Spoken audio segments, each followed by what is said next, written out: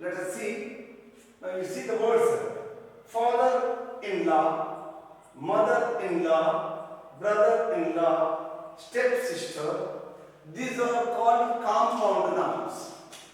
So two words or three words are there. They are compound nouns. So in compound nouns, the main word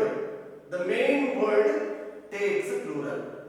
The main word takes plural. You see here, father-in-law. So father, we don't say father-in-laws.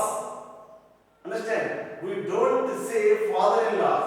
Father-in-law, but we don't say father-in-laws. We say fathers-in-law. We add yes to the main word. To the main word. See, fathers-in-law, not father-in-laws. Here, mother-in-law, mothers-in-law, brother-in-law, brothers-in-law, step-sister. In this word you see step-sister. Sister is the main word. That's why we don't say step-sisters.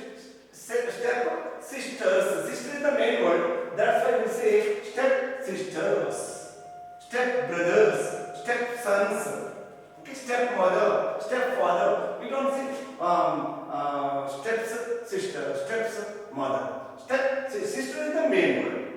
So that's why we add yes to the main word. You remember in compound nouns. So this is the rule in compound nouns. Okay.